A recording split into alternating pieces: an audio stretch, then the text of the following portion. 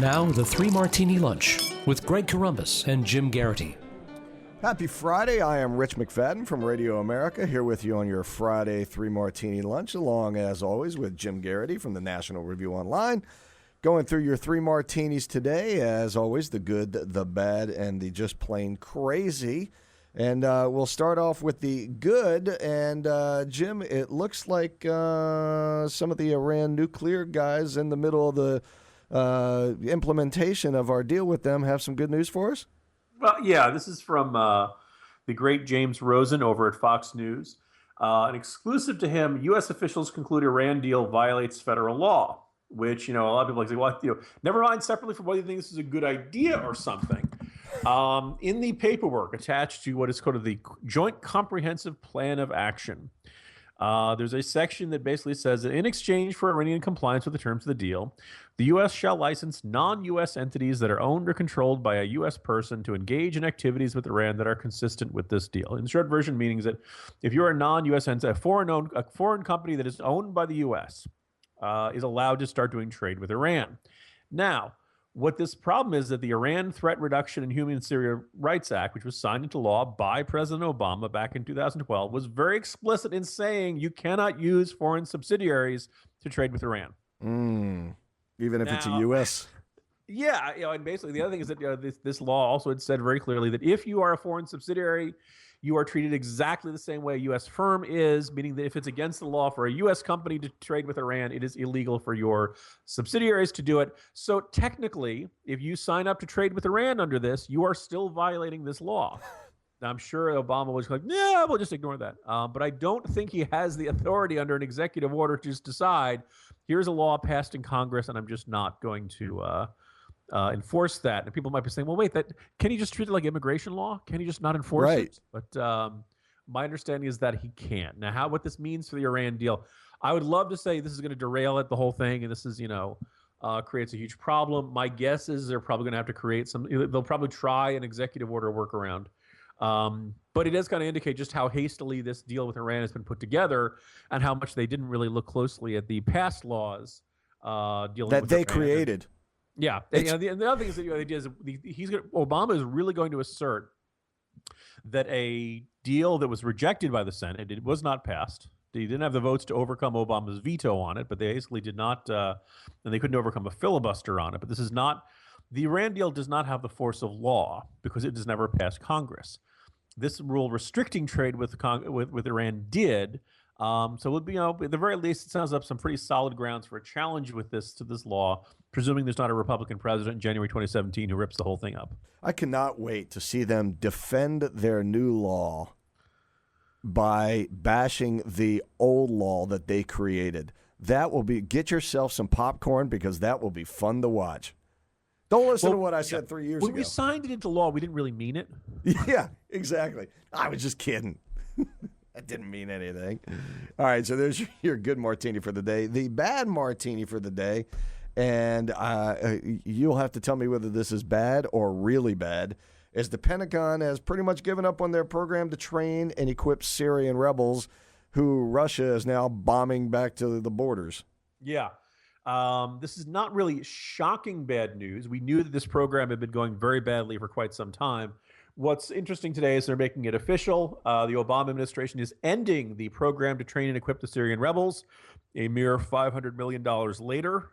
To kind of paraphrase the great Ed Morrissey over at Hot Air, you really wish they hadn't given the contract to Solyndra. Last time the government spent a whole lot and gotten really nothing. Now, what's interesting is they had acknowledged that they have not created a single ground force capable of taking on the Islamic State. It did not succeed. Now, let's take the Wayback Machine to September of 2014, which the president gives a primetime address about the crisis with ISIS, the circumstance over there, how things are getting worse. Remember that summer we'd seen beheadings of Americans. And here's, across the border in Syria, we have ramped up our military assistance to the Syrian opposition. Tonight, I call on Congress again to give us additional resources and authorities to train and equip these fighters. So it's all Congress's fault for not moving fast enough. No. Actually, they do it. It does not succeed, and it's a disaster. So a year ago, it's please give us more help. This year, it's never mind. We totally messed it up. What's the problem? It's just a JV team. Yeah, there you go. Exactly. Yeah. Right. Who's looking like the JV team now? Well, okay. At least they've got all of our weapons in there to be able to deal with the ISIS has now. They're using all of our weapons that we've given them. Yeah, all those new Toyota trucks. The flip side, of course, also is apparently just breaking from the BBC. Saudi Arabia announced they would be increasing their shipments to the fighters. These are not the al-Nusra group, which is Al-Qaeda affiliated or ISIS, but against the Free Syrian Army and groups like that, sending them anti-tank weapons and heavier weapons. This does not appear to be making the situation any calmer or less violent. In fact, it's probably making it worse. My guess is you're going to see the refugee crisis get even worse from this. And I suppose you could say in a backhanded way, great, we've now convinced our allies to take a bigger role in this, but we are effectively conceding the battlefield. And we've also created a proxy war for Iran and Saudi Arabia to fight with each other. Well, it'll go well with the proxy war they're fighting in Yemen as well. So yeah, exactly. All right, well, there's the good news, I guess. And with the crazy martini of the day, this can't be any more fun to watch. Paul Ryan is the last man standing, it would seem. What's that going to happen with him with the speaker's chair? Well, we shouldn't get ahead of ourselves. And one of the things that I'm finding fascinating. Yeah, go ahead. Why not? For starters, he doesn't want the job. He and Trey Gowdy are the two guys who keep getting, suggested and mentioned and named and nominated, no matter how many times they say, no, I have a job. I like my job. I don't consider my work here finished. I don't want to do this.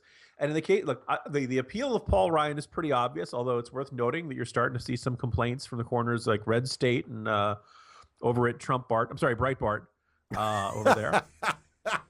They don't like Paul Ryan. They think he's a squish. They think he's not conservative enough. He's not a fighter and all that stuff. Okay, well, fine. I do think it's kind of interesting that when the guy who was on the presidential ticket last time is a Republican in name only, what does Republican mean anymore? But for a whole bunch of reasons, maybe you think Paul Ryan is not the right guy for the job. And I, among them, was saying, like, when the guy insists he doesn't want it, and he's been asked many times and he's been encouraged many times, and he says, no, my goal in life, now that I will not be vice president, is to reform the tax code under a Republican president in January 2017. Ryan runs the Ways and Means Committee. It's arguably that, you can seriously debate whether Ways and Means is actually a more powerful position than the Speaker. It certainly is one with less responsibility. He gets to go home and spend time with his family on the weekends. If you are Speaker of the House, you have to spend a ton of time fundraising for everybody else. Right. Paul Ryan knows what he wants out of life. And the speakership is not that. And we are going to drag him kicking and screaming into this job. And I just can't help but wonder how good he's going to be in this job if he really doesn't want it. But again, this is my perspective. The editors of National Review have already said he's probably the best choice for this. We will see how this shakes out. You're already here. Darrell Iss's name is getting thrown in there. I will make one kind of caveat to our selection of this as the crazy martini. It is crazy, but it is not chaos. Let it fly. Let's hear it. Well, Rich, you probably saw this morning, all three networks go, chaos on Capitol Hill. Right. Republicans are in disarray. First of all, nobody died. Yep. A Sharknado strikes me as actual chaos, right? This is merely that, look, Kevin McCarthy pulled out, decided he didn't want to do it. Looked at the votes, so I didn't know the votes, and said, all right, it's not going to happen for him. And right now, there's nobody else who can get 218 votes. This means Boehner stays around. So we got to, the question is who gets 218 votes. That's a dilemma. That's a debate. That's an argument. That's not chaos. What about that other wild rumor that's running around that Newt Gingrich said he wouldn't mind stepping in temporarily until they found a new permanent speaker? Yeah, which is a intriguing option. I think actually there are three words that kind of come to mind when I think about the idea of Newt Gingrich returning to the speakership. Rich. Okay, let's hear it. Frankly, fundamentally, and profound. Those are the three words that come to mind for Newt Gingrich, because they are Newt's three favorite words. Every time this happened, you see people throwing around the Speaker of the House doesn't have to be a member, and so they throw out all kinds of figures. Here's the thing: if you're not a member, how invested are you in the success of everybody beneath you? Well, a lot of people will point to the fact that Newt was able to deal with Clinton, was able to get things done. A much more reasonable Democratic president, I would argue. Yeah, But okay, yeah. Correct. But isn't that what we're looking for? Trump is so popular because he's a deal maker, right? And he doesn't care what people say, and he's just going to get things done.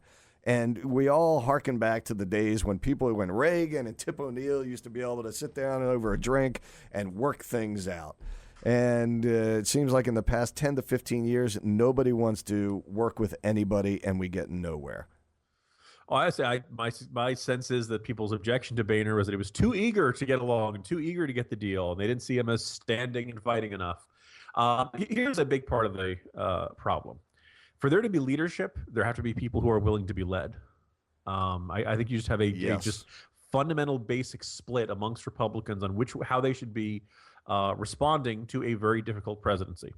To a president who does not want to compromise, is willing to use executive orders to get his way, is willing to effectively ignore them. And in the cases of the Iran deal or certain things, or gun control proposals, Barack Obama doesn't care what public opinion it says. He's going to do what he wants to do.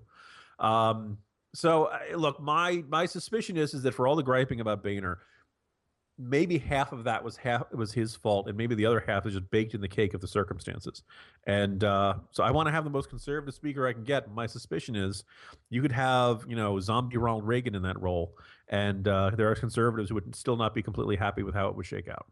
Yeah, I believe you're right. What we really need is somebody that can bring our party together and make them work together so that we can actually get something done. And God knows whether that'll happen. So.